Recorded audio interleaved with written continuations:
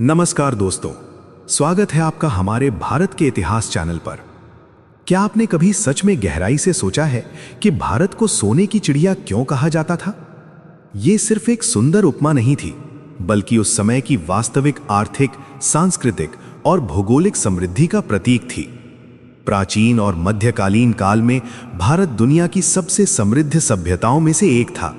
यहाँ की उपजाऊ भूमि भरपूर कृषि उत्पादन देती थी, जिससे अनाज, फल, मसाले और कपास जैसी फसलें प्रचुर मात्रा में पैदा होती थीं।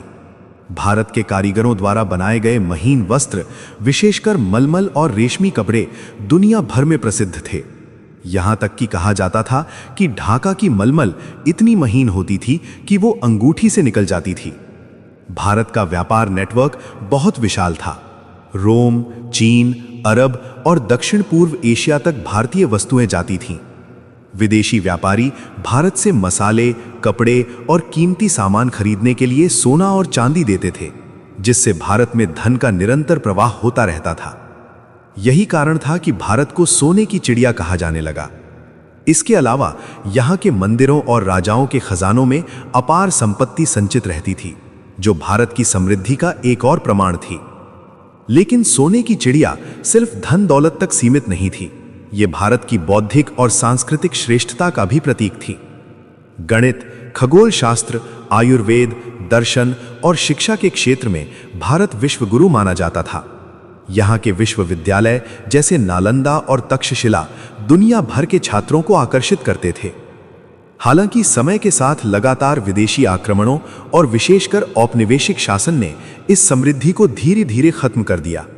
भारत की संपत्ति बाहर ले जाई गई और आर्थिक ढांचा कमजोर होता गया।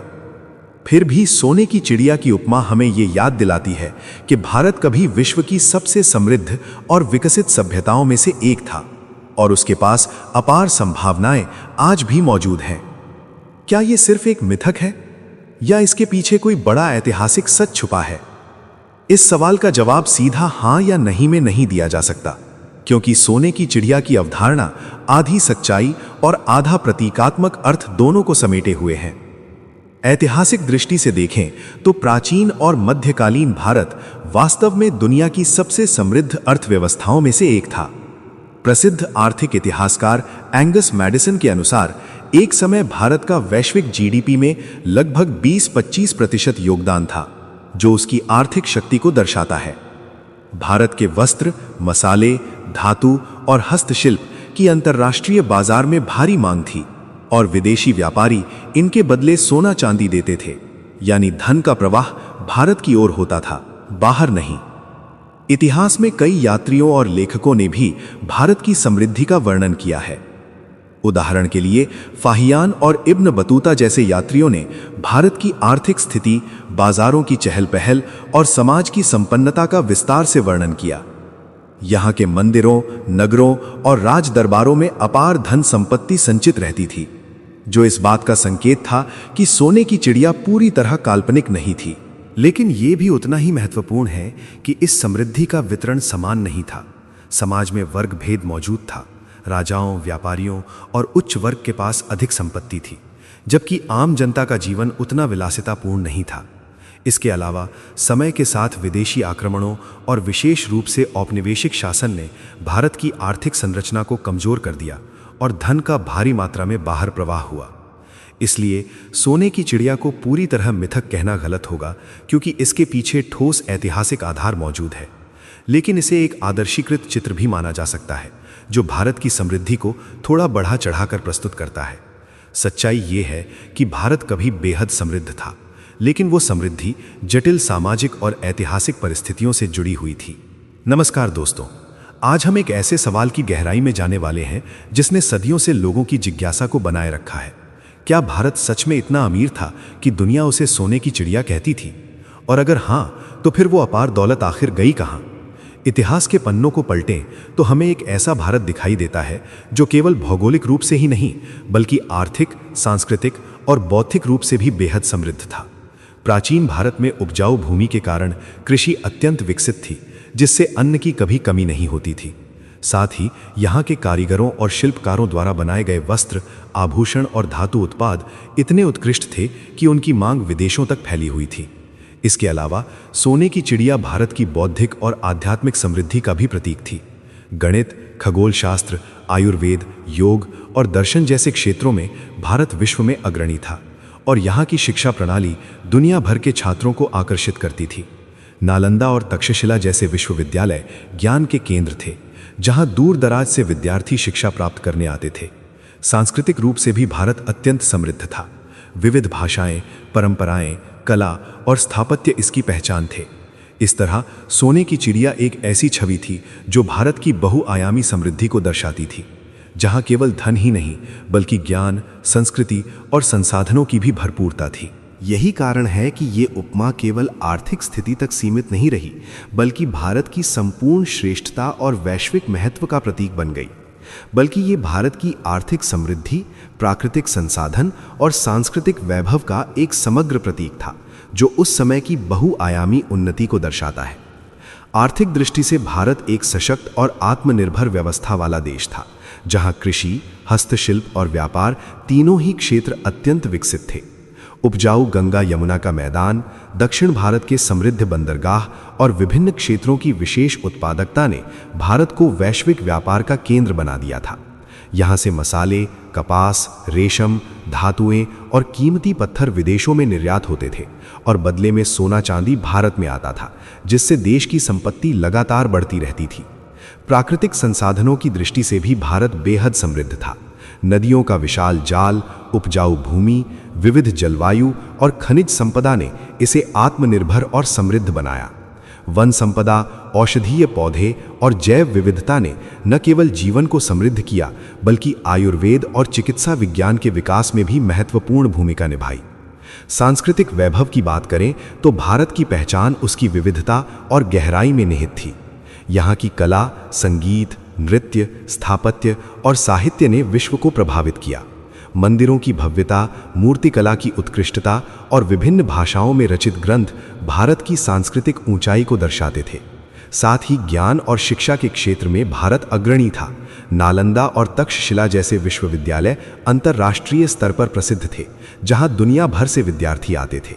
इस प्रकार सोने की चिड़िया केवल धन संपत्ति का प्रतीक नहीं थी, बल्कि ये उस भारत की तस्वीर थी जो हर दृष्टि से समृद्ध, संतुलित और विकसित था। एक ऐसा देश जहां आर्थिक ताकत, प्राकृतिक संपदा और सांस्कृतिक ऊंचाई एक साथ मौजूद थीं। प्राचीन भारत दुनिया की सबसे बड़ी अर्थव्यवस्थाओं में से एक था और ये केवल एक दावा नहीं, बल्कि ऐतिहासिक तथ्यों से प्रमाणित वास्तविकता है।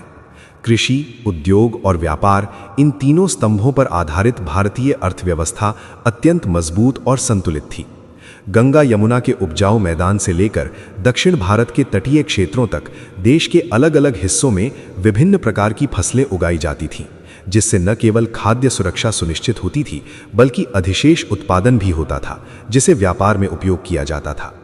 इतिहासकार एंगस मैडिसन के अनुसार प्राचीन और मध्यकालीन काल में भारत का वैश्विक जीडीपी में हिस्सा लगभग 20-25% तक था, जो इसे उस समय की सबसे बड़ी आर्थिक शक्तियों में शामिल करता है। भारत के हस्तशिल्प, विशेषकर कपड़ा उद्योग, धातु कला, आभूषण निर्माण और जहाज निर्माण विश्व स्तर पर अत्यधिक प्रसिद्ध थे। ढाका की मलमल, वाराणसी के रेशमी वस्त्र और दक्षिण भारत के मसाले अंतर्राष्ट्रीय बाजार में बहुत ऊंची कीमत पर बिकते थे। भारत का व्यापार नेटवर्क भी अत्यंत व्यापक था। स्थल मार्ग, सिल्क रूट और समुद्री मार्गों के माध्यम से भारत का संपर्क रोम, चीन, अरब और दक्षिण पूर्व एशिया से था। विदेशी व्यापारी भारत से वस्तुएं खरीदने के लिए सोना चांदी लाते थे, जिससे देश में धन का लगातार प्रवाह होता रहता था। यही कारण था कि भारत को सोने की चिड़िया कहा जाने लगा।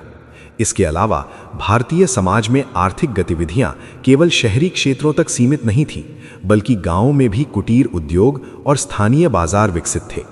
इस तरह एक सुदृढ़ और विविधतापूर्ण आर्थिक संरचना ने भारत को उस समय विश्व की सबसे समृद्ध अर्थव्यवस्थाओं में स्थापित किया, जिसकी गूंज आज भी इतिहास में सुनाई देती है। कृषि, व्यापार और हस्तशिल्प, ये तीनों ऐसे मजबूत स्तंभ थे जिनके कारण प्राचीन भारत अत्यंत समृद्ध और आत्मनिर्भर बना हुआ था। कृषि भारतीय अर्थव्यवस्था की रीढ़ थी। गंगा यमुना के उपजाऊ मैदान, सिंधु क्षेत्र और दक्षिण भारत की अनुकूल जलवायु ने धान, गेहूं, दालें, कपास और मसालों जैसी फसलों की भरपूर पैदावार संभव बनाई। नदियों की उपलब्धता और पारंपरिक सिंचाई प्रणालियों के कारण किसान न केवल अपनी ज़रूरतें पूरी करते थे, बल्कि अतिरिक्त उत्पादन भी करते थे जो बाजारों में बेचा जाता था। व्यापार के क्षेत्र में भारत की स्थिति अत्यंत मजबूत थी। स्थल और समुद्री दोनों मार्गों के माध्यम से भारत का संपर्क रोम, अरब, चीन और दक्षिण पूर्व एशिया से था। भारतीय व्यापारी मसाले, रेशम, कपास, नील, इंडिगो और कीमती पत्थरों का निर्यात करते थे, जबकि बदले में विदेशी व्यापारी सोना और चांदी देते थे। इससे भारत में धन का निरंतर प्रवाह बना रहता था और बाजारों में समृद्धि दिखाई देती थी। हस्तशिल्प और कुटीर उद्योग भी भारत की समृद्धि का महत्वपूर्ण आधार थे। यहाँ के कारीगरों द्वारा बनाए गए वस्त्र, आभूषण, धातु उत्पाद और मिट्टी के बर्तन अपनी गुणवत्ता और सुंदरता के लिए दुनिया भर में प्रसिद्ध थे। विशेष रूप से ढाका की मलमल, वाराणसी के रेशमी वस्त्र और दक्षिण भारत की धातु कला अंतर्राष्ट्रीय स्तर पर अत्यधिक मांग में थे।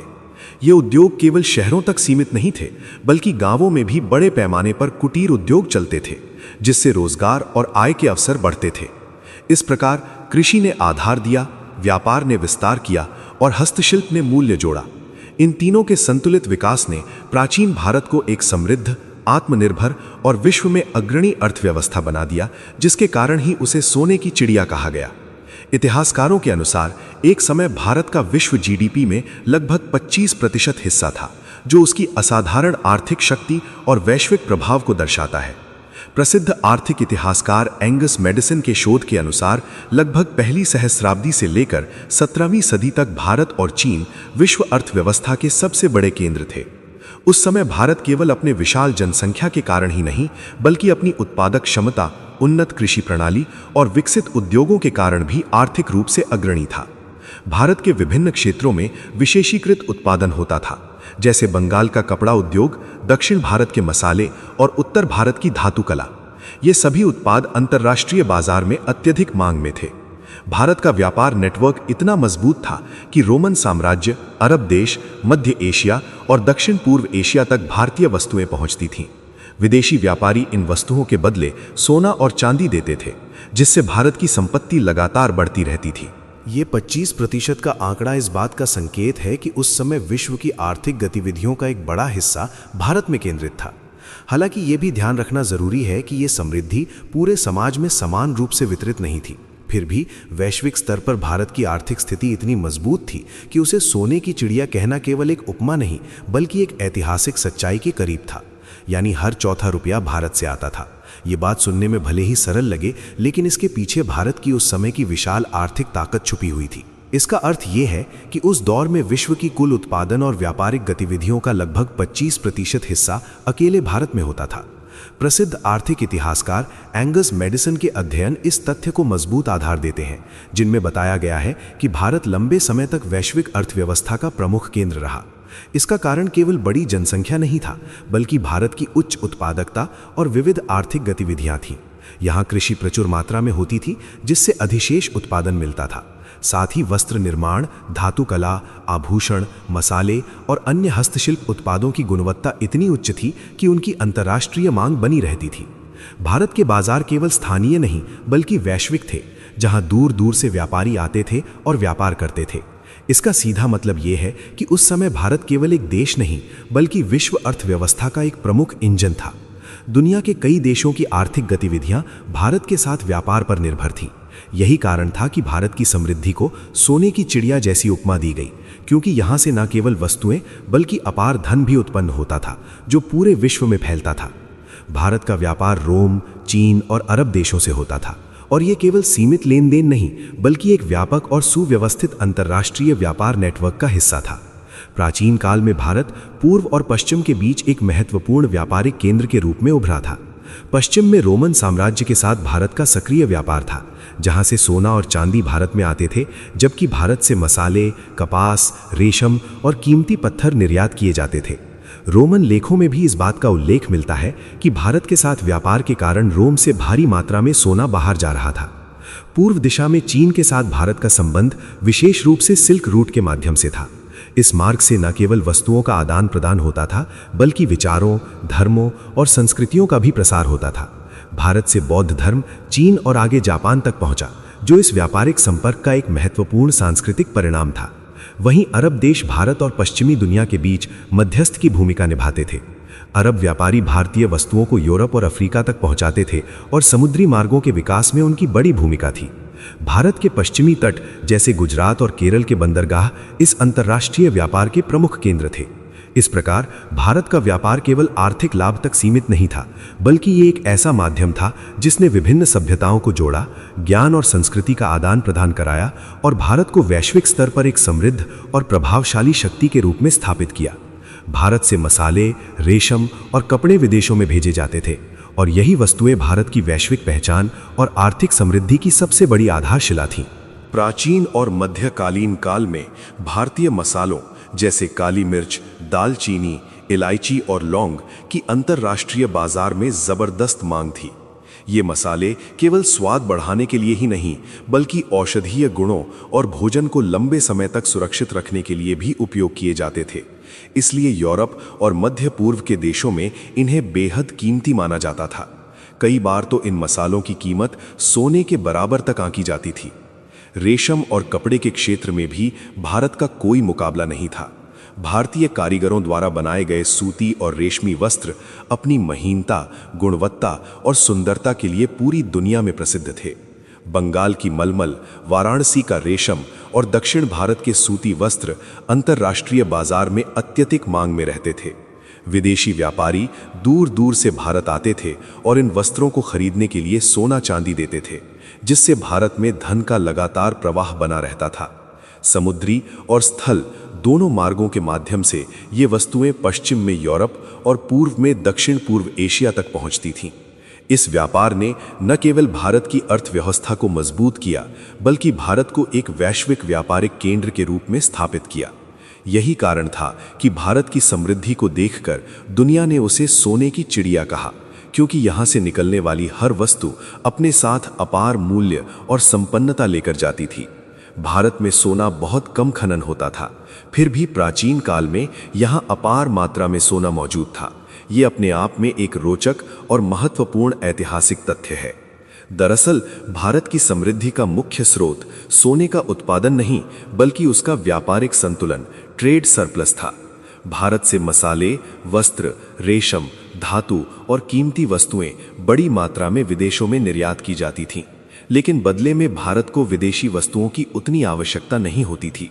परिणाम स्वरूप विदेशी व्यापारी, विशेषकर रोमन साम्राज्य और अरब देश के व्यापारी, भारतीय वस्तुएं खरीदने के लिए सोना और चांदी देकर भुगतान करते थे।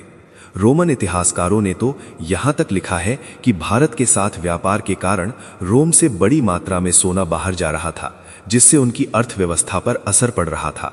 ये इस बात का प्रमाण है कि भारत वैश्विक व्यापार में इतना शक्तिशाली था कि वो अपनी शर्तों पर व्यापार करता था। भारत में आने वाला ये सोना केवल व्यापारियों तक सीमित नहीं रहता था, बल्कि ये मंदिरों, राजकोषों और आम लेन देन में भी संचित होता था, जिससे देश की समृद्धि और अधिक बढ़ती गई। इस प्रकार भले ही भारत में सोने की खदानें सीमित थीं, लेकिन उसकी आर्थिक ताकत, निर्यात क्षमता और अंतर्राष्ट्रीय मांग ने उसे सोने से भर दिया था। यही कारण था कि भारत को सोने की चिड़िया कहा गया, क्योंकि यहाँ सोना जमीन से नहीं, बल्कि व्यापार और समृद्धि के माध्यम से आता था। फिर भी भारत के पास इतना सोना था क्योंकि विदेशी व्यापारी भारत से सामान खरीदकर सोना देते थे। ये बात उस समय की मजबूत और संतुलित व्यापार व्यवस्था को दर्शाती है। प्राचीन भारत की सबसे बड़ी ताकत ये थी कि उसके पास ऐसी वस्तुएं थीं जिनकी पूरी दुनिया में जबरदस्त मांग थी, जैसे मसाले, उत्तम गुणवत्ता के वस्त्र, रेशम, आभूषण और धातु उत्पाद। दूसरी ओर भारत को विदेशी वस्तुओं की उतनी आवश्यकता नहीं होती थी, जिससे व्यापार का संतुलन भारत के पक्ष में रहता था। इसी स्थिति को आज के आर्थिक शब्दों में ट्रेड सरप्लस कहा जाता है। इसका परिणाम ये हुआ कि जब विदेशी व्यापारी, विशेष रूप से रोमन साम्राज्य, चीन और अरब देश के व्यापारी भारत आते थे, तो वे भारतीय वस्तुएं खरीदने के लिए सोना और चांदी देकर भुगतान करते थे। इससे भारत में लगातार कीमती धातुओं का प्रवाह होता रहा और देश की संपत्ति बढ़ती गई। इतिहासकारों के अनुसार ये सोना केवल व्यापार तक सीमित नहीं रहता था, बल्कि ये मंदिरों, राजाओं के खजानों और समाज के विभिन्न वर्गों में संचित होता था। यही कारण था कि भारत के मंदिरों और राज दरबारों में अपार संपत्ति देखने को मिलती थी, जिसने बाद में कई आक्रमणकारियों को आकर्षित भी किया। इस प्रकार भारत की समृद्धि का रहस्य केवल प्राकृतिक संसाधनों में नहीं, बल्कि उसकी मजबूत व्यापारिक स्थिति और वैश्विक मांग में छुपा था। यही वजह है कि बिना अधिक सोना निकाले भी भारत सोने की चिड़िया के रूप में प्रसिद्ध हो गया, क्योंकि यहाँ सोना बाहर से आता था और देश को निरंतर समृद्ध बनाता रहता था। भारत के कपड़े, विशेषकर मलमल, मसाले और धातु उद्योग बहुत प्रसिद्ध थे, और यही उद्योग प्राचीन भारत की आर्थिक शक्ति और वैश्विक पहचान के मुख्य आधार थे। वस्त्र उद्योग में भारत का स्थान सबसे अग्रणी था। बंगाल की मलमल अपनी अत्यधिक महीनता और हल्केपन के लिए पूरी दुनिया में जानी जाती थी। कहा जाता था कि ये कपड़ा इतना पतला होता था कि वो अंगूठी से भी निकल सकता था। इसके अलावा वाराणसी का रेशमी कपड़ा, दक्षिण भारत के सूती वस्त्र और विभिन्न क्षेत्रों की विशेष बुनाई तकनीकें अंतर्राष्ट्रीय बाजार में अत्यधिक मांग में थीं। विदेशी व्यापारी इन वस्त्रों को ऊंची कीमत पर खरीदते थे, जिससे भारत में धन का प्रवाह बढ़ता था। मसालों के क्षेत्र में भी भारत का कोई मुकाबला नहीं था। काली मिर्च, इलायची, दालचीनी, लौंग और हल्दी जैसे मसाले न केवल स्वाद बढ़ाने के लिए बल्कि औषधीय गुणों के कारण भी बेहद मूल्यवान माने जाते थे। यूरोप और मध्य पूर्व के देशों में इन मसालों की इतनी अधिक मांग थी कि इन्हें काला सोना तक कहा जाता था। भारत के दक्षिणी और पश्चिमी तट इस मसाला व्यापार के प्रमुख केंद्र थे। धातु उद्योग भी भारत की एक बड़ी ताकत था। यहाँ के कारीगर लोहे, तांबे, कांसे और सोने चांदी से उत्कृष्ट गुणवत्ता के हथियार, औजार और आभूषण बनाते थे। भारतीय इस्पात, विशेषकर वुड्स स्टील, अपनी मजबूती और धार के लिए प्रसिद्ध था, जिसे विदेशों में भी सराहा जाता था। दिल्ली का लौह स्तंभ आज भी भारतीय धातु कला की उत्कृष्टता का प्रमाण माना जाता है। इस प्रकार वस्त्र, मसाले और धातु उद्योगों के संयुक्त विकास ने भारत को वैश्विक व्यापार का केंद्र बना दिया था। इन उद्योगों की वजह से ही भारत की पहचान एक समृद्ध, कुशल और उन्नत देश के रूप में बनी, जिसने सोने की चिड़िया की उपमा को वास्तविक आधार प्रदान किया। दुनिया भारत के उत्पादों की दीवानी थी। ये केवल एक भावनात्मक कथन नहीं, बल्कि ऐतिहासिक सच्चाई पर आधारित तथ्य है। प्राचीन और मध्यकालीन काल में भारत के उत्पाद अपनी गुणवत्ता, विविधता और उपयोगिता के कारण वैश्विक बाजार में बेहद लोकप्रिय थे। भारतीय मसाले जैसे काली मिर्च, दालचीनी और इलायची यूरोप और मध्य पूर्व में इतने मूल्यवान माने जाते थे कि इन्हें काला सोना तक कहा जाता था। वहीं भारत के वस्त्र, विशेषकर बंगाल की मलमल और वाराणसी का रेशम, अपनी महीन बुनाई और सुंदरता के कारण विदेशी राजघरानों और अमीर वर्ग की पहली पसंद थे। इतिहास में रोमन साम्राज्य के लेखों में भी उल्लेख मिलता है कि भारत के साथ व्यापार के कारण रोम से भारी मात्रा में सोना बाहर जा रहा था, क्योंकि वहां के लोग भारतीय वस्तुओं के इतने बड़े ग्राहक बन चुके थे। इसी तरह इब्न बतूता जैसे यात्रियों ने भारत के बाजारों की समृद्धि और वहां मिलने वाली वस्तुओं की गुणवत्ता की प्रशंसा की है। भारत के आभूषण, धातु उत्पाद, हस्तशिल्प और औषधीय सामग्री भी अंतर्राष्ट्रीय स्तर पर अत्यधिक मांग में थे। भारत की खासियत ये थी कि यहाँ के उत्पाद केवल विलासिता के लिए ही नहीं, बल्कि दैनिक जीवन और स्वास्थ्य के लिए भी उपयोगी थे। यही कारण था कि एशिया, यूरोप और अफ्रीका तक भारत के सामान की पहुंच थी और हर जगह उनकी मांग बनी रहती थी। इस वैश्विक लोकप्रियता ने भारत को एक मजबूत व्यापारिक शक्ति बना दिया, और यही वजह थी कि दुनिया सचमुच भारत के उत्पादों की दीवानी हो गई थी, जिसने सोने की चिड़िया की छवि को और भी मजबूत कर दिया। भारत सिर्फ आर्थिक रूप से ही नहीं, बल्कि ज्ञान के क्षेत्र में भी अत्यंत समृद्ध था, और यही उसकी सबसे बड़ी पहचान थी, जिसने उसे विश्व गुरु का दर्जा दिलाया। प्राचीन भारत में शिक्षा और ज्ञान को जीवन का सर्वोच्च मूल्य माना जाता था। यहाँ गणित, खगोल शास्त्र, चिकित्सा, दर्शन, व्याकरण और साहित्य जैसे अनेक विषयों में अद्भुत प्रगति हुई। शून्य और दशमलव प्रणाली का विकास, उन्नत खगोलीय गणनाएं और आयुर्वेद जैसी चिकित्सा पद्धतियां भारत की बौद्धिक श्रेष्ठता का प्रमाण है।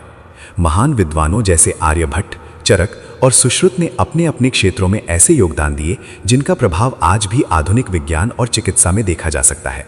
भारत के शिक्षा केंद्र भी विश्व प्रसिद्ध थे। नालंदा विश्वविद्यालय और तक्षशिला विश्वविद्यालय जैसे विश्वविद्यालयों में देश विदेश से हजारों विद्यार्थी शिक्षा प्राप्त करने आते थे। यहाँ केवल सैद्धांतिक ज्ञान ही नहीं बल्कि व्यावहारिक और नैतिक शिक्षा भी दी जाती थी, जिससे विद्यार्थियों का समग्र विकास होता था।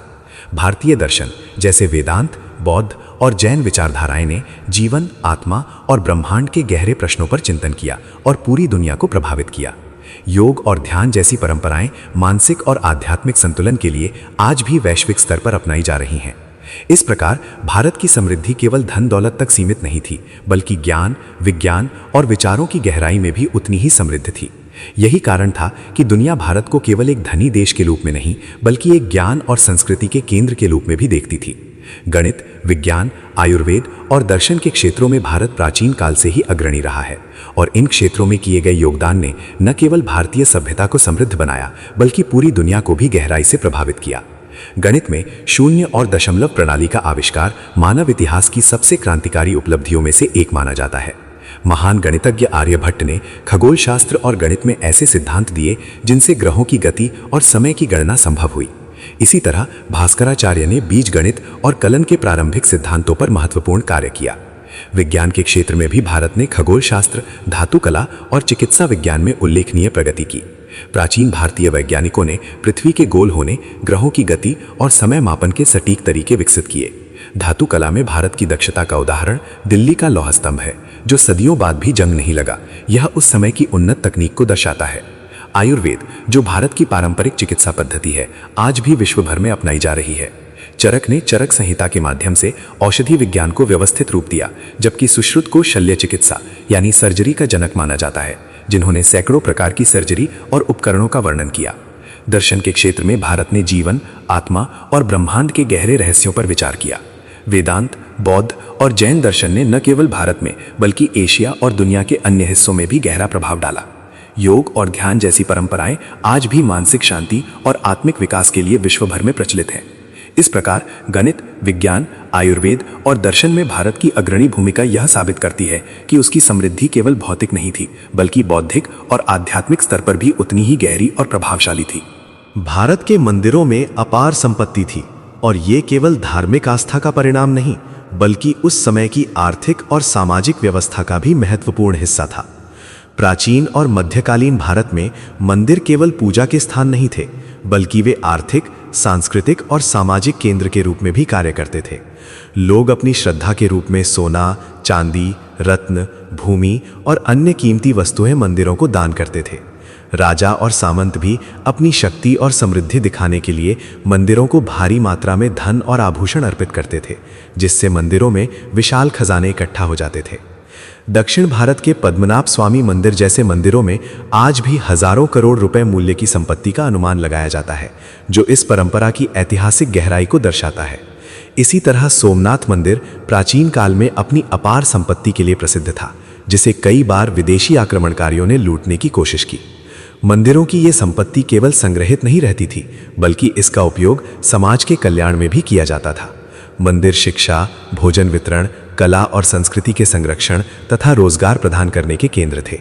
कई मंदिरों के पास अपनी भूमि और संसाधन होते थे, जिनसे वे स्थानीय अर्थव्यवस्था को भी मजबूत बनाते थे। हालांकि यही अपार संपत्ति विदेशी आक्रमणकारियों के लिए आकर्षण का केंद्र भी बन गई। महमूद गजनवी जैसे आक्रमणकारियों ने मंदिरों को लूटकर बड़ी मात्रा में धन अपने साथ ले जाया, जिससे भारत की आर्थिक संपत्ति को भारी नुकसान पहुंचा। इस प्रकार मंदिरों में संचित अपार संपत्ति भारत की समृद्धि का प्रतीक थी, लेकिन साथ ही ये उसकी कमजोरी भी बन गई, क्योंकि इसी धन ने बाहरी आक्रमणों को आकर्षित किया और इतिहास की दिशा को बदल दिया।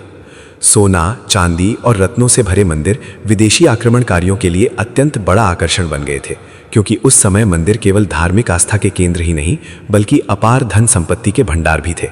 भारत की समृद्धि और मंदिरों में संचित खजानों की ख्याति दूर दूर तक फैल चुकी थी, जिसके कारण बाहर से आने वाले आक्रमणकारी इन्हें आसान और लाभदायक लक्ष्य मानते थे।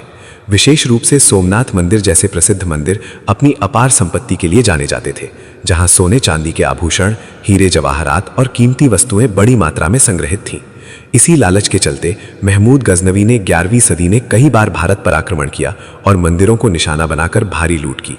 कहा जाता है कि उसने सोमनाथ मंदिर से इतनी संपत्ति लूटी कि उसे अपने देश ले जाने के लिए विशेष इंतजाम करने पड़े।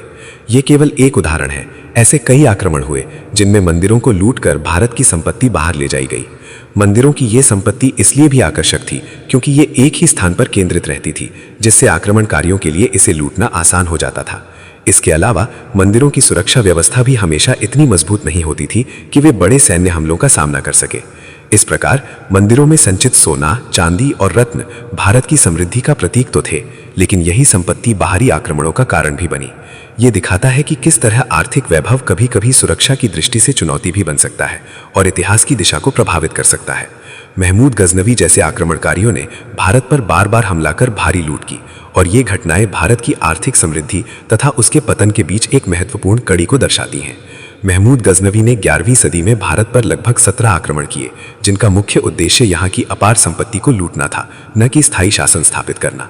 उस समय भारत के मंदिरों, नगरों और राजकोषों में सोना, चांदी और बहुमूल्य रत्नों का विशाल भंडार था, जिसकी ख्याति दूर दूर तक फैल चुकी थी। इन आक्रमणों में सबसे प्रसिद्ध हमला सोमनाथ मंदिर पर हुआ, जहां से गजनवी ने अपार धन संपत्ति लूटी। कहा जाता है कि इस लूट में इतनी अधिक मात्रा में सोना और रत्न प्राप्त हुए कि उन्हें ले जाने के लिए कई ऊंटों और सैनिकों की आवश्यकता पड़ी। इस प्रकार की लूट केवल आर्थिक नुकसान ही नहीं थी, बल्कि इससे भारत की सांस्कृतिक और धार्मिक संस्थाओं को भी गहरा आघात पहुंचा। महमूद गजनवी के आक्रमणों ने यह भी दिखाया कि भारत की अपार संपत्ति उसके लिए एक कमजोरी बन गई थी, क्योंकि इससे बाहरी शक्तियां आकर्षित होती थीं।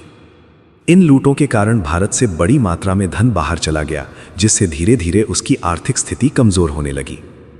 इस प्रकार महमूद गजनवी जैसे आक्रमणकारियों के हमले केवल युद्ध नहीं थे, बल्कि वे भारत की समृद्धि को निशाना बनाकर की गई योजनाबद्ध लूट थे, जिन्होंने सोने की चिड़िया कहे जाने वाले भारत की आर्थिक नींव को हिलाने में महत्वपूर्ण भूमिका निभाई। ये भारत की संपत्ति के बाहर जाने की शुरुआत थी, जिसने आगे चलकर देश की आर्थिक स्थिति पर गहरा और दीर्घकालिक प्रभाव डाला। जब महमूद गजनवी जैसे आक्रमणकारियों ने भारत के समृद्ध मंदिरों और नगरों जैसे सोमनाथ मंदिर को निशाना बनाकर लूटपाट की, तब पहली बार बड़े पैमाने पर भारत का संचित धन विदेशों में जाने लगा। ये केवल एक बार की घटना नहीं थी, बल्कि आने वाले समय में ऐसे कई आक्रमण हुए जिन्होंने भारत की आर्थिक संरचना को धीरे धीरे कमजोर कर दिया। इन लूटों का असर केवल तत्कालीन धन हानि तक सीमित नहीं था, बल्कि इससे व्यापार, उद्योग और सामाजिक व्यवस्था भी प्रभावित हुई। जब बार बार आक्रमण होने लगे तो व्यापारिक मार्ग असुरक्षित हो गए, कारीगरों और व्यापारियों की गतिविधियां बाधित हुई और आर्थिक स्थिरता कमजोर पड़ने लगी। इससे भारत की वो स्थिति जहां पहले धन का प्रवाह अंदर की ओर होता था, धीरे धीरे बदलने लगी। आगे चलकर यह प्रक्रिया और तेज हो गई जब विभिन्न विदेशी शक्तियां भारत में आई और अंततः औपनिवेशिक शासन स्थापित हुआ। विशेष रूप से ब्रिटिश काल में ड्रेन ऑफ वेल्थ की नीति के तहत भारत की संपत्ति व्यवस्थित रूप से बाहर भेजी गई, जिससे देश की आर्थिक नींव को गहरा नुकसान पहुंचा। इस प्रकार प्रारंभिक आक्रमणों के दौरान शुरू हुआ धन का ये बहिर्गमन केवल एक घटना नहीं, बल्कि एक लंबी प्रक्रिया की शुरुआत थी, जिसने धीरे धीरे भारत की सोने की चिड़िया वाली पहचान को कमजोर कर दिया और उसकी समृद्धि को क्षीण कर दिया। मुगल काल में भी भारत समृद्ध रहा और ये दौर आर्थिक, सांस्कृतिक तथा स्थापत्य विकास के लिए विशेष रूप से महत्वपूर्ण माना जाता है। 16वीं से 18वीं सदी के बीच अकबर, जहांगीर और शाहजहां जैसे शासकों के समय भारत की अर्थव्यवस्था मजबूत और संगठित थी। कृषि इस काल की आधारशिला थी और भूमि से प्राप्त राजस्व, लगान, मुगल प्रशासन की मुख्य आय का स्रोत था। अकबर के समय लागू की गई 10 साला व्यवस्था जैसी नीतियों ने कर संग्रह को व्यवस्थित किया, जिससे राज्य की आय स्थिर और प्रभावी बनी रही। मुगल काल में व्यापार और उद्योग भी खूब फले फूले। भारत के वस्त्र, विशेषकर सूती और रेशमी कपड़े, दुनिया भर में प्रसिद्ध थे और यूरोप, मध्य एशिया तथा दक्षिण पूर्व एशिया तक निर्यात किए जाते थे। सूरत, मसूलीपट्टनम और बंगाल के बंदरगाह अंतर्राष्ट्रीय व्यापार के प्रमुख केंद्र बन गए थे। विदेशी व्यापारी, विशेषकर यूरोपीय कंपनियां भारत में व्यापार करने के लिए आकर्षित हुए, जिससे आर्थिक गतिविधियां और बढ़ीं। सांस्कृतिक दृष्टि से भी ये काल अत्यंत समृद्ध था। भव्य इमारतें जैसे ताजमहल मुगल स्थापत्य कला की उत्कृष्टता का उदाहरण है। कला, संगीत, चित्रकला और साहित्य को भी इस समय भरपूर संरक्षण मिला, जिससे भारतीय संस्कृति और अधिक विकसित हुई। हालांकि ये भी सच है कि इस समृद्धि का लाभ समाज के सभी वर्गों तक समान रूप से नहीं पहुंचा। धन का बड़ा हिस्सा शाही परिवार, अमीरों और जमींदारों के पास केंद्रित था, जबकि आम जनता को कई बार भारी करों का बोझ उठाना पड़ता था। फिर भी समग्र रूप से देखा जाए तो मुगल काल में भारत एक समृद्ध और प्रभावशाली अर्थव्यवस्था बना रहा, जिसने सोने की चिड़िया की छवि को काफी हद तक बनाए रखा। लेकिन धन का वितरण असमान था। राजाओं के पास अधिक संपत्ति थी और यही उस समय की आर्थिक संरचना की एक बड़ी विशेषता और कमजोरी भी थी। मुगल काल में अर्थव्यवस्था भले ही समृद्ध थी, लेकिन ये समृद्धि समान रूप से पूरे समाज में नहीं बटी हुई थी। शाही दरबार, अमीर उमराव, जमींदार और उच्च वर्ग के लोगों के पास अपार धन संपत्ति थी, जबकि आम किसान, मजदूर और कारीगर अक्सर सीमित संसाधनों में जीवन यापन करते थे। उदाहरण के लिए अकबर के समय राजस्व व्यवस्था काफी संगठित थी, लेकिन किसानों से वसूला जाने वाला लगान कई बार उनके लिए भारी पड़ता था। इस असमानता का कारण उस समय की सामंती व्यवस्था थी, जिसमें भूमि पर नियंत्रण और संसाधनों का स्वामित्व मुख्यतः शासकों और उनके प्रतिनिधियों के हाथ में होता था। किसान जमीन पर काम तो करते थे, लेकिन उन्हें अपनी उपज का एक बड़ा हिस्सा कर के रूप में देना पड़ता था। इसी तरह कारीगर और छोटे व्यापारी भी बड़े व्यापारियों और दरबार पर निर्भर रहते थे। शाही जीवन शैली अत्यंत भव्य और विलासितापूर्ण थी। महलों, आभूषणों, महंगे वस्त्रों और विशाल खजानों में अपार संपत्ति संचित रहती थी, जो आम जनता की स्थिति से बिल्कुल विपरीत थी। ये असमानता लंबे समय तक बनी रही और धीरे धीरे सामाजिक और आर्थिक असंतुलन का कारण भी बनी। इस प्रकार मुगल काल की समृद्धि एक सच्चाई थी, लेकिन ये समृद्धि समानता के साथ नहीं आई। यही कारण है कि सोने की चिड़िया की चमक के पीछे एक ऐसा पक्ष भी छुपा था जहां समाज का एक बड़ा वर्ग उस समृद्धि का पूरा लाभ नहीं उठा पा रहा था। ब्रिटिश शासन ने भारत की अर्थव्यवस्था को सबसे ज्यादा नुकसान पहुंचाया, और ये केवल एक सामान्य कथन नहीं, बल्कि गहरे ऐतिहासिक विश्लेषण से सिद्ध तथ्य है। 18वीं सदी के अंत से लेकर 20वीं सदी के मध्य तक ईस्ट इंडिया कंपनी और बाद में ब्रिटिश सरकार ने भारत की आर्थिक संरचना को अपने हितों के अनुसार ढाल दिया। भारत जो कभी तैयार माल का निर्यातक था, उसे कच्चे माल का आपूर्तिकर्ता बना दिया गया, जबकि ब्रिटेन में बने औद्योगिक उत्पाद भारत में बेचे जाने लगे। इससे भारत के पारंपरिक उद्योग, विशेषकर कपड़ा उद्योग को भारी नुकसान हुआ और लाखों कारीगर बेरोजगार हो गए। प्रसिद्ध विचारक दादा भाई नौरोजी ने इस स्थिति को ड्रेन ऑफ वेल्थ, धन का निष्कासन कहा, जिसमें भारत की संपत्ति व्यवस्थित रूप से ब्रिटेन भेजी जाती थी। करों के माध्यम से वसूला गया धन, व्यापार से प्राप्त लाभ और प्रशासनिक खर्च, ये सब मिलकर भारत से बाहर चले जाते थे, जिससे देश की अर्थव्यवस्था कमजोर होती गई। इसके अलावा ब्रिटिश नीतियों ने कृषि क्षेत्र को भी प्रभावित किया। किसानों पर भारी कर लगाए गए और उन्हें नकदी फसलें, कैश क्रॉप्स उगाने के लिए मजबूर किया गया, जिससे खाद्यान्न उत्पादन प्रभावित हुआ और कई बार अकाल जैसी स्थितियां उत्पन्न हुई। स्थानीय उद्योगों के पतन और कृषि संकट के कारण गरीबी और बेरोजगारी बढ़ी, जिससे भारत की समृद्धि धीरे धीरे समाप्त होती गई। इस प्रकार ब्रिटिश शासन केवल राजनीतिक नियंत्रण तक सीमित नहीं था, बल्कि यह एक आर्थिक शोषण की प्रक्रिया थी, जिसने सोने की चिड़िया कहे जाने वाले भारत की आर्थिक नींव को गहराई से हिला दिया और उसे एक गरीब उपनिवेश में बदल दिया। भारत का धन इंग्लैंड भेजा गया, जिसे ड्रेन ऑफ वेल्थ कहा जाता है। ये औपनिवेशिक काल की सबसे महत्वपूर्ण और गंभीर आर्थिक प्रक्रियाओं में से एक थी। इस सिद्धांत को सबसे पहले दादा भाई नौरोजी ने स्पष्ट रूप से समझाया, जिन्होंने बताया कि किस तरह भारत की संपत्ति बिना किसी प्रतिफल, रिटर्न के लगातार ब्रिटेन भेजी जा रही थी। ये केवल व्यापार तक सीमित नहीं था, बल्कि इसमें करों से प्राप्त राजस्व, प्रशासनिक खर्च, ब्रिटिश अधिकारियों के वेतन और भारत में कमाकर इंग्लैंड भेजे गए मुनाफे, ये सब शामिल थे। ब्रिटिश शासन के दौरान भारत से कच्चा माल जैसे कपास, जूट, नील और मसाले सस्ते दामों पर इंग्लैंड भेजे जाते थे और वहां तैयार किए गए महंगे उत्पाद भारत में बेचे जाते थे। इस प्रक्रिया से भारत को दोहरा नुकसान हुआ। एक तरफ उसके अपने उद्योग कमजोर हुए और दूसरी तरफ धन का प्रवाह लगातार बाहर जाता रहा। ईस्ट इंडिया कंपनी और बाद में ब्रिटिश सरकार ने ऐसी नीतियां अपनाई जिससे भारत की अर्थव्यवस्था पूरी तरह ब्रिटेन पर निर्भर हो गई। इस ड्रेन ऑफ वेल्थ का असर ये हुआ कि भारत जो कभी दुनिया की समृद्ध अर्थव्यवस्थाओं में गिना जाता था, धीरे धीरे गरीब और पिछड़ा देश बनता चला गया। उद्योग धंधे बंद होने लगे, किसानों की स्थिति खराब हो गई और आम जनता गरीबी की मार झेलने लगी। इस प्रकार ड्रेन ऑफ वेल्थ केवल एक आर्थिक सिद्धांत नहीं था, बल्कि एक वास्तविक प्रक्रिया थी, जिसने भारत की संपत्ति को व्यवस्थित रूप से बाहर निकालकर उसकी आर्थिक नींव को कमजोर कर दिया और सोने की चिड़िया की पहचान को लगभग समाप्त कर दिया। नहीं, ये पूरी तरह मिथक नहीं है। सोने की चिड़िया कहे जाने के पीछे ठोस ऐतिहासिक आधार मौजूद हैं।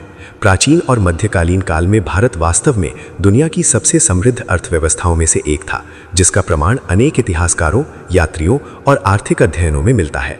प्रसिद्ध आर्थिक इतिहासकार एंगस मैडिसन के अनुसार एक समय भारत का वैश्विक जीडीपी में बहुत बड़ा हिस्सा था, जो उसकी आर्थिक शक्ति को दर्शाता है। भारत की यह समृद्धि केवल प्राकृतिक संसाधनों तक सीमित नहीं थी, बल्कि इसकी मजबूत कृषि व्यवस्था, उन्नत हस्तशिल्प उद्योग और व्यापक अंतर्राष्ट्रीय व्यापार पर आधारित थी।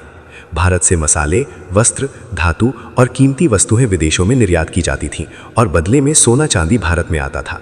इसी कारण देश में धन का संचय होता गया और भारत वैश्विक व्यापार का केंद्र बन गया। इतिहास में फाहियान और इब्न बतूता जैसे यात्रियों ने भी भारत की समृद्धि, विकसित नगरों और भरे पूरे बाजारों का वर्णन किया है, जो इस बात को और मजबूत करता है कि सोने की चिड़िया केवल कल्पना नहीं थी।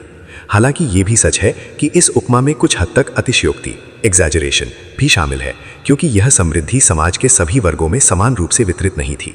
फिर भी समग्र रूप से देखा जाए तो भारत की आर्थिक, सांस्कृतिक और बौद्धिक उन्नति इतनी उच्च थी कि उसे सोने की चिड़िया कहना काफी हद तक वास्तविकता के करीब ही था, न कि केवल एक मिथक। इतिहास में भारत वास्तव में बहुत समृद्ध था, लेकिन ये समृद्धि सभी लोगों तक समान रूप से नहीं पहुंचती थी, और यही उस दौर की एक महत्वपूर्ण सच्चाई है जिसे समझना जरूरी है। प्राचीन और मध्यकालीन भारत में अर्थव्यवस्था मजबूत थी, व्यापार फल फूल रहा था और राजाओं, मंदिरों तथा व्यापारियों के पास अपार धन संपत्ति संचित थी। लेकिन इस समृद्धि का बड़ा हिस्सा समाज के ऊपरी वर्गों जैसे राजघरानों, जमींदारों, बड़े व्यापारियों और धार्मिक संस्थानों तक ही सीमित रहता था। सामान्य जनता, विशेषकर किसान, मजदूर और छोटे कारीगर इस आर्थिक समृद्धि का पूरा लाभ नहीं उठा पाते थे। किसानों को अपनी उपज का एक बड़ा हिस्सा कर या लगान के रूप में देना पड़ता था, जिससे उनके पास सीमित संसाधन ही बचते थे। कई बार प्राकृतिक आपदाओं या अकाल की स्थिति में उनकी हालत और भी खराब हो जाती थी। इसी तरह कारीगरों और शिल्पकारों की स्थिति भी पूरी तरह सुरक्षित नहीं थी। वे अपने कौशल के बावजूद बड़े व्यापारियों या शासकों पर निर्भर रहते थे। मुगल काल में भी जहां एक ओर शाहजहां जैसे शासकों के दरबार में अपार वैभव और भव्यता देखने को मिलती थी, महलों, आभूषणों और विशाल निर्माण कार्यों के रूप में, वहीं दूसरी ओर आम जनता को कई बार भारी करों और कठिन जीवन परिस्थितियों का सामना करना पड़ता था। इस प्रकार भारत की समृद्धि एक सच्चाई थी, लेकिन ये समान रूप से वितरित समृद्धि नहीं थी। यही कारण है कि सोने की चिड़िया की चमक के पीछे एक ऐसा सामाजिक यथार्थ भी छुपा था जहां आर्थिक असमानता मौजूद थी। इस तथ्य को समझना हमें इतिहास को संतुलित और वास्तविक दृष्टिकोण से देखने में मदद करता है। अब सवाल ये उठता है कि क्या भारत की समृद्धि सिर्फ इतिहास बनकर रह गई है? ये सवाल इसलिए महत्वपूर्ण है क्योंकि सोने की चिड़िया कहलाने वाले भारत की छवि आज भी हमारे सामने जीवित है, लेकिन वास्तविकता ये है कि समय के साथ परिस्थितियां बदल गईं। प्राचीन और मध्यकालीन भारत में आर्थिक, सांस्कृतिक और बौद्धिक समृद्धि चरम पर थी। यहाँ कृषि, उद्योग, व्यापार, ज्ञान और कला का अद्वितीय मिश्रण था। मंदिरों और राजदरबारों में अपार संपत्ति संचित थी और भारत के उत्पाद, मसाले, वस्त्र, रेशम और धातु उत्पाद दुनिया भर में अत्यधिक मांग में थे। लेकिन समय के साथ आक्रमण, आंतरिक राजनीतिक अस्थिरता और बाद में औपनिवेशिक शोषण ने इस समृद्धि को प्रभावित किया। विशेष रूप से ब्रिटिश शासन के दौरान लागू की गई नीतियों ने भारत की आर्थिक स्वतंत्रता और उत्पादन क्षमता को सीमित कर दिया। ड्रेन ऑफ वेल्थ जैसी प्रक्रियाओं के कारण अपार धन और संसाधन लगातार भारत से बाहर जाते रहे, जिससे भारत का वैश्विक आर्थिक प्रभुत्व धीरे धीरे कम हो गया। फिर भी ये कहना कि भारत की समृद्धि पूरी तरह इतिहास बनकर रह गई गलत होगा। आज भी भारत में अपार संसाधन, युवा शक्ति, ज्ञान और सांस्कृतिक धरोहर मौजूद हैं, जो उसे एक बार फिर वैश्विक मंच पर अग्रणी बना सकती हैं। भारत की समृद्धि का स्वरूप अब भौतिक सोने और धन से बदलकर ज्ञान, टेक्नोलॉजी, नवाचार और मानव शक्ति में तब्दील हो गया है। अगर भारत अपने संसाधनों और प्रतिभा का सही उपयोग करे तो ये सोने की चिड़िया की पहचान को न केवल याद दिला सकता है, बल्कि भविष्य में पुनः स्थापित भी कर सकता है। क्या सोने की चिड़िया अब सिर्फ एक कहानी है, या फिर भारत में आज भी वही क्षमता मौजूद है? ये सवाल हमें आज के भारत की संभावनाओं और उसकी वास्तविक स्थिति पर सोचने के लिए मजबूर करता है। ऐतिहासिक रूप से भारत की समृद्धि केवल सोने और धन से नहीं, बल्कि विकसित कृषि, उद्योग, व्यापार, ज्ञान और संस्कृति के समेकित आधार पर थी। आज भी इन क्षेत्रों में भारत के पास अत्यधिक क्षमता मौजूद है, चाहे वो युवा शक्ति हो, प्राकृतिक संसाधन हो, तकनीकी प्रतिभा हो या वैश्विक व्यापार में बढ़ती हिस्सेदारी। वास्तव में भारत ने अपनी अर्थव्यवस्था और वैश्विक पहचान को नए रूप में पुनर्निर्मित करना शुरू कर दिया है। आईटी और डिजिटल टेक्नोलॉजी में भारत की ताकत ने उसे विश्व स्तर पर सम्मान और प्रभाव दिया है। स्टार्टअप्स, विज्ञान और अनुसंधान में तेजी से बढ़ती गतिविधियां ये दिखाती हैं कि भारत अपनी प्रतिभा और ज्ञान का सही उपयोग कर सकता है। साथ ही कृषि और उद्योग में सुधार और नवाचार की दिशा में उठाए गए कदम भारत की उत्पादन क्षमता और आर्थिक स्थिरता को बढ़ा रहे हैं। हालांकि चुनौतियां भी कम नहीं हैं। गरीबी, असमानता, संसाधनों का सही वितरण और सतत विकास जैसे मुद्दे अभी भी मौजूद हैं। लेकिन अगर भारत इन चुनौतियों का सामना करता है और अपनी प्राकृतिक और मानव शक्ति का सही इस्तेमाल करता है, तो ये केवल इतिहास की सोने की चिड़िया नहीं, बल्कि भविष्य की भी सोने की चिड़िया बन सकता है। इसलिए सोने की चिड़िया केवल एक कहानी नहीं है, ये भारत की अद्वितीय क्षमता और संभावनाओं का प्रतीक है, जिसे सही दिशा में प्रयत्न करके फिर से जीवित किया जा सकता है। असल में भारत की ताकत कभी खत्म नहीं हुई, बस समय के साथ उसकी दिशा बदल गई। इतिहास में भारत को सोने की चिड़िया कहा गया क्योंकि उसकी समृद्धि, व्यापारिक क्षमता और सांस्कृतिक वैभव असाधारण थे। प्राचीन और मध्यकालीन भारत में कृषि, हस्तशिल्प, मसाले और वस्त्र उद्योग के माध्यम से अपार धन का प्रवाह था। मंदिरों, राजदरबारों और व्यापारिक केंद्रों में संपत्ति का संग्रह इस बात का प्रमाण था कि भारत विश्व में आर्थिक और सांस्कृतिक रूप से अग्रणी था। लेकिन समय के साथ परिस्थितियां बदल गईं। बार बार हुए आक्रमण, आंतरिक राजनीतिक अस्थिरता और अंततः ब्रिटिश औपनिवेशिक शासन ने भारत की आर्थिक दिशा को बदल दिया। पहले भारत वैश्विक व्यापार का केंद्र था और उसके उत्पाद दुनिया भर में मांग में थे। धीरे धीरे विदेशी आक्रमणकारियों और औपनिवेशिक नीतियों के कारण भारत का धन, संसाधन और उत्पाद विदेशी शक्तियों की ओर बहने लगे। इसका मतलब ये नहीं कि भारत की ताकत समाप्त हो गई, बल्कि ये बदल गई। भौतिक संपत्ति की जगह आज इसे ज्ञान, मानव संसाधन, तकनीक और नवाचार के रूप में देखा जा सकता है। आज भी भारत की ताकत जीवित है। उसकी युवा शक्ति, शिक्षा प्रणाली, वैज्ञानिक अनुसंधान, सूचना प्रौद्योगिकी और वैश्विक व्यापार में बढ़ती भागीदारी ये दर्शाती हैं कि भारत अपनी शक्ति को नए रूप में पुनः स्थापित कर सकता है। बस आवश्यकता है इसे सही दिशा में लगाने की। ऐसे प्रयासों से भारत फिर से आर्थिक, बौद्धिक और सांस्कृतिक रूप से विश्व में अग्रणी बन सकता है। इस प्रकार भारत की ताकत कभी समाप्त नहीं हुई, बल्कि समय के अनुसार उसका स्वरूप बदल गया और ये बदलती हुई शक्ति ही आज के भारत को संभावनाओं से भरपूर बनाती है। आज भारत दुनिया की सबसे तेजी से बढ़ती अर्थव्यवस्थाओं में से एक है। वैश्विक स्तर पर भारत का आर्थिक योगदान लगातार बढ़ रहा है और इसे केवल संख्या और आंकड़ों तक सीमित नहीं रखा जा सकता। भारत में आईटी यानी इंफॉर्मेशन टेक्नोलॉजी उद्योग ने इसे तकनीकी महाशक्ति बनने की दिशा में अग्रसर किया है। बेंगलुरु, हैदराबाद, पुणे और गुरुग्राम जैसे शहर आईटी हब के रूप में उभरे हैं, जहां लाखों युवा उच्च तकनीक कौशल के माध्यम से रोजगार पा रहे हैं और वैश्विक स्तर पर भारत की छवि मजबूत कर रहे हैं। इसके अलावा स्टार्टअप संस्कृति ने भारत को नवाचार और उद्यमिता का केंद्र बना दिया है। फिनटेक, एजुटेक, हेल्थ टेक और ई कॉमर्स के क्षेत्र में भारतीय स्टार्टअप्स दुनिया के मानचित्र पर अपनी पहचान बना रहे हैं। डिजिटल इंडिया पहल और मोबाइल इंटरनेट की पहुंच ने छोटे शहरों और ग्रामीण क्षेत्रों में भी आर्थिक गतिविधियों को बढ़ावा दिया है। सेवा क्षेत्र में भारत ने विश्व स्तर पर अपनी छवि बनाई है। वैश्विक व्यापार प्रक्रिया यानी बीपीओ, कंसल्टिंग, शिक्षा और हेल्थ केयर जैसे क्षेत्रों में भारत महत्वपूर्ण भूमिका निभा रहा है। ये समृद्धि केवल आर्थिक नहीं, बल्कि ज्ञान और कौशल आधारित है, जो भारत को पुराने सोने की चिड़िया की तरह वैश्विक मंच पर प्रतिस्पर्धी बनाती है।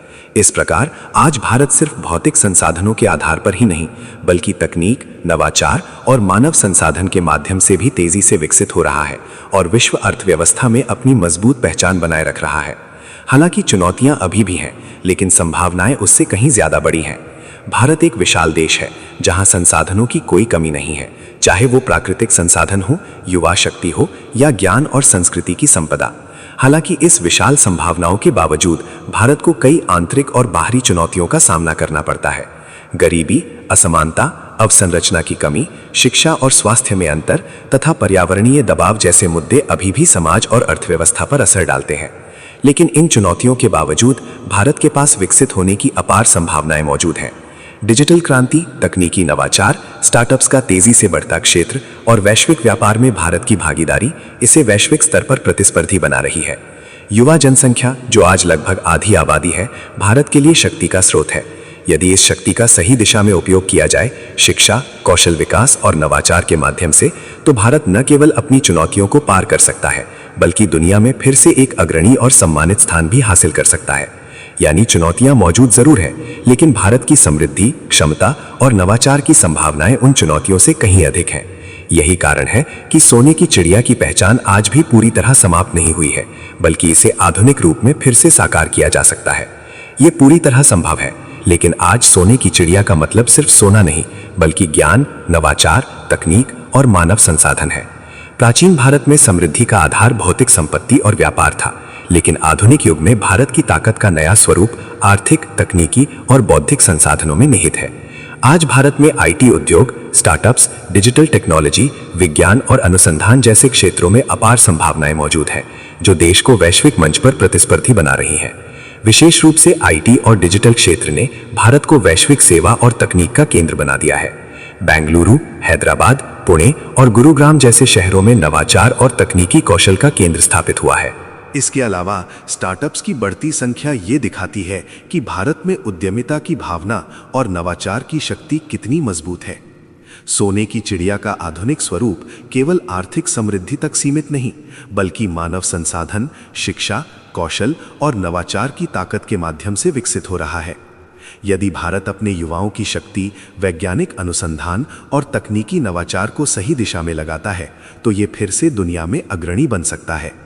इसलिए आज सोने की चिड़िया केवल सोने या धन की उपमा नहीं है, बल्कि ये भारत की बुद्धिमत्ता, क्षमता और भविष्य की संभावनाओं का प्रतीक बन चुकी है। बल्कि आज सोने की चिड़िया का असली अर्थ ज्ञान, टेक्नोलॉजी, नवाचार और आत्मनिर्भरता में निहित है। प्राचीन भारत की समृद्धि केवल भौतिक संपत्ति, सोना और मसालों तक सीमित नहीं थी, बल्कि उसकी असली ताकत उसके ज्ञान और तकनीकी कौशल में थी। आज भी यही तत्व भारत को वैश्विक स्तर पर प्रतिस्पर्धी और प्रभावशाली बना सकते हैं। शिक्षा, अनुसंधान, विज्ञान और तकनीकी नवाचार के माध्यम से भारत अपनी आर्थिक और सामाजिक स्थिति को मजबूत कर सकता है। तकनीकी क्षेत्र में आईटी और डिजिटल उद्योग ने भारत की पहचान बदल दी है। स्टार्टअप्स, फिनटेक, हेल्थ टेक, एजुटेक और ग्रीन टेक्नोलॉजी जैसे क्षेत्र ये दिखाते हैं कि भारत नवाचार और उद्यमिता के लिए तैयार है। युवा शक्ति, जो देश की लगभग आधी आबादी है, भारत की सबसे बड़ी संपत्ति है। यदि इसे सही दिशा में प्रशिक्षित और प्रोत्साहित किया जाए, तो ये न केवल भारत की अर्थव्यवस्था को सशक्त बनाएगा, बल्कि उसे वैश्विक नवाचार और नेतृत्व में भी अग्रणी बनाएगा। इसके अलावा आत्मनिर्भरता, सेल्फ रिलायंस का मतलब है कि भारत अपनी ज़रूरतों के लिए विदेशी निर्भरता कम करे और घरेलू उत्पादन, अनुसंधान और तकनीकी विकास को बढ़ावा दे।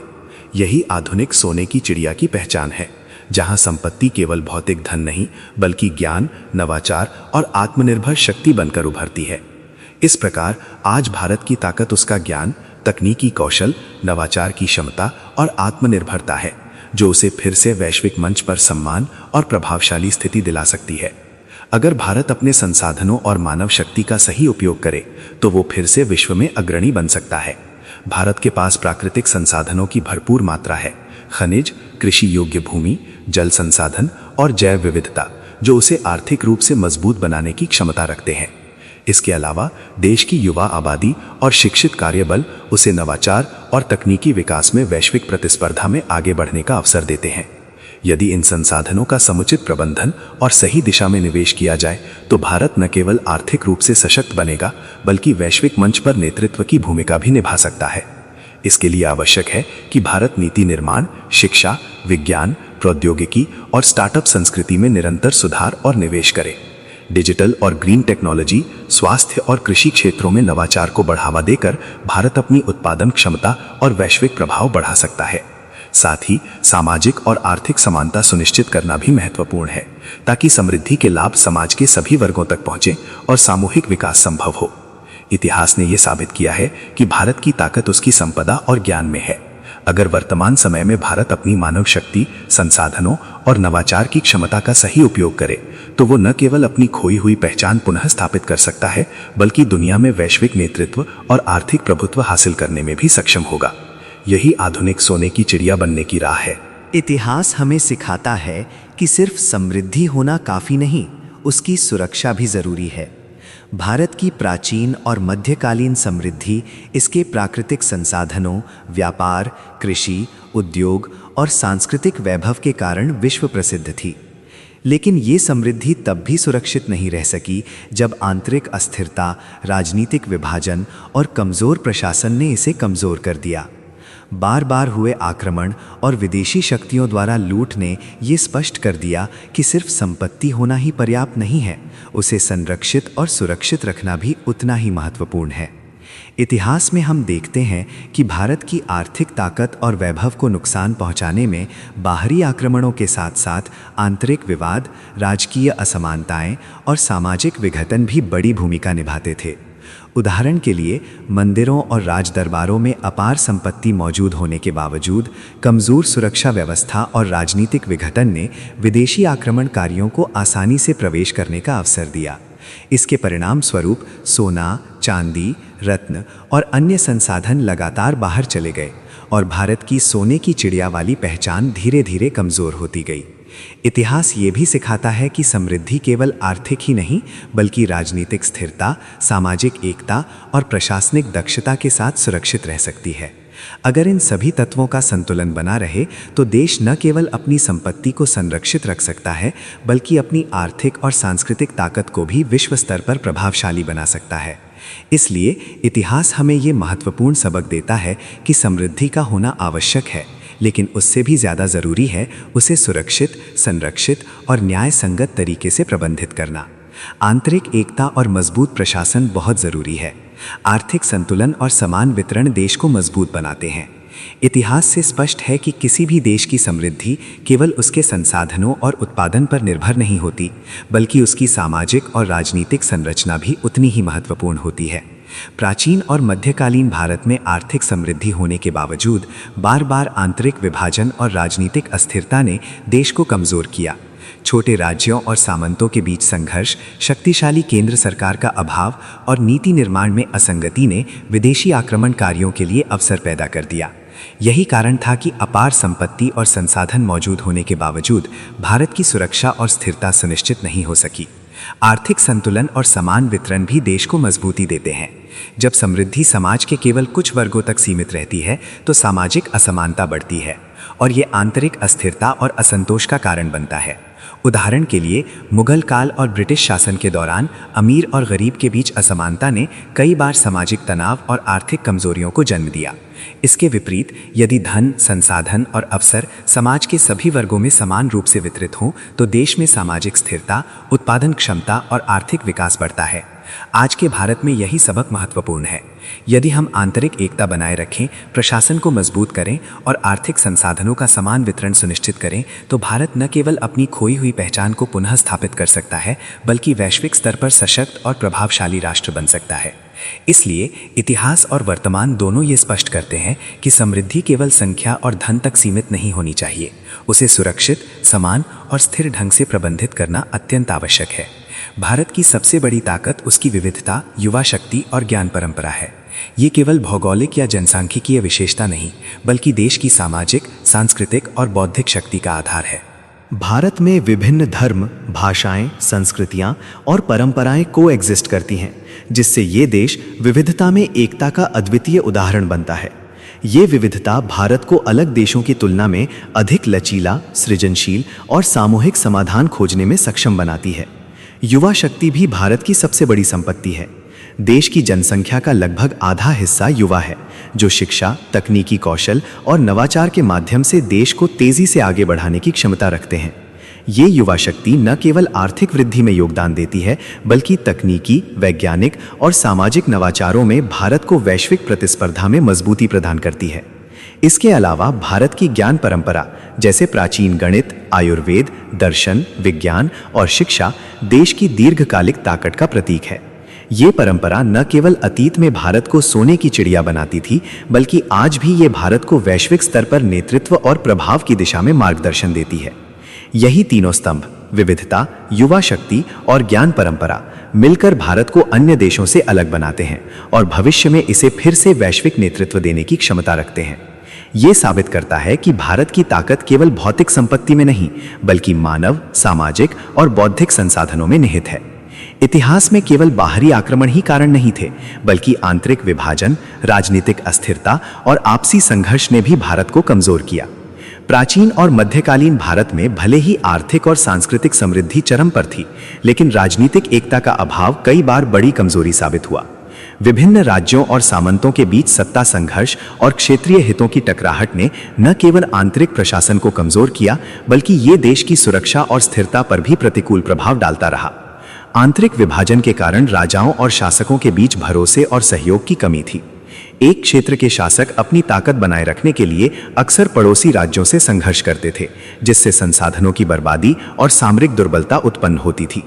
इस स्थिति का लाभ उठाने के लिए बाहरी आक्रमणकारी जैसे महमूद गजनवी और बाद में अन्य विदेशी सेनाएं आसानी से भारत पर हमला कर सकते थे। इतिहासकारों का मानना है कि आंतरिक अस्थिरता ने केवल आर्थिक और सैन्य ताकत को प्रभावित नहीं किया, बल्कि सामाजिक और सांस्कृतिक समृद्धि को भी कमजोर किया। बार बार हुए युद्ध और सत्ता संघर्ष ने समाज के विकास और नवाचार की गति को बाधित किया। इसके परिणाम स्वरूप भारत की अपार संपत्ति और संसाधन विदेशी आक्रमणकारियों के हाथों में चले गए और उसकी सोने की चिड़िया वाली पहचान धीरे धीरे कमजोर होती गई। इससे यह स्पष्ट होता है कि किसी भी राष्ट्र की सुरक्षा और समृद्धि केवल बाहरी हमलों से नहीं, बल्कि आंतरिक एकता, राजनीतिक स्थिरता और सहयोग से भी सीधे जुड़ी होती है।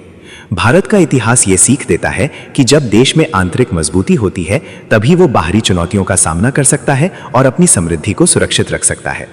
हाँ, ये केवल गौरव की कहानी नहीं, बल्कि एक सख्त चेतावनी भी है।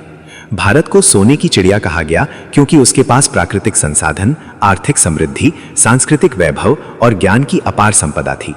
लेकिन इतिहास ने यह भी दिखाया कि यदि कोई देश अपनी ताकत और समृद्धि का सही ढंग से संरक्षण नहीं करता, आंतरिक एकता बनाए नहीं रखता और प्रशासनिक दक्षता सुनिश्चित नहीं करता, तो धीरे धीरे उसकी शक्ति कमजोर हो सकती है। भारत के उदाहरण से यह स्पष्ट है कि बार बार आक्रमण, आंतरिक संघर्ष और विदेशी शोषण ने उसे उसकी पूरी क्षमता का उपयोग करने से रोका। मंदिरों, शहरों और व्यापारिक केंद्रों में अपार संपत्ति होने के बावजूद कमजोर सुरक्षा और राजनीतिक अस्थिरता ने उसे विदेशी शक्तियों के लिए आसानी से लक्ष्य बना दिया। यही कारण है कि सोने की चिड़िया की कहानी केवल गौरव नहीं, बल्कि एक गंभीर चेतावनी भी है। समृद्धि और शक्ति केवल हासिल करने भर से नहीं टिकती, उसे सुरक्षित, संरक्षित और सही दिशा में प्रबंधित करना जरूरी है। आज भी ये सबक उतना ही प्रासंगिक है। यदि कोई देश अपनी आर्थिक, सामाजिक और बौद्धिक ताकत का सही उपयोग करता है और आंतरिक समरसता बनाए रखता है, तो वो लंबे समय तक स्थिर और प्रभावशाली रह सकता है। और यदि वो इसे नज़रअंदाज करता है, तो इतिहास की तरह उसकी शक्ति धीरे धीरे कमज़ोर हो सकती है। इसलिए सोने की चिड़िया की कहानी गौरव की ही नहीं, बल्कि भविष्य की सुरक्षा और सतर्कता का भी संदेश देती है। आज के युवा ही भारत का सबसे बड़ा भविष्य है। भारत की सोने की चिड़िया वाली पहचान को फिर से स्थापित करने में युवा शक्ति का निर्णायक योगदान हो सकता है। युवा आबादी न केवल देश की जनसंख्या का बड़ा हिस्सा है, बल्कि इसमें उत्साह, ऊर्जा, नवाचार और साहस जैसी क्षमताएं भी निहित हैं, जो आर्थिक, सामाजिक और तकनीकी विकास की दिशा में देश को आगे बढ़ा सकती हैं। यदि युवा शिक्षित, जागरूक और जिम्मेदार बनते हैं, तो वे न केवल व्यक्तिगत रूप से सफल होंगे, बल्कि समाज और देश के लिए भी सकारात्मक बदलाव ला सकते हैं। शिक्षा और कौशल विकास के माध्यम से युवा वैज्ञानिक अनुसंधान, तकनीकी नवाचार, स्टार्टअप्स, कृषि और सेवा क्षेत्रों में योगदान कर सकते हैं। इसके अलावा जिम्मेदार नागरिक के रूप में वे सामाजिक समानता, पर्यावरण संरक्षण और लोकतांत्रिक मूल्यों की सुरक्षा सुनिश्चित कर सकते हैं। युवा शक्ति तभी देश की खोई हुई पहचान को पुनः स्थापित कर सकती है, जब उसे सही दिशा और अवसर मिले।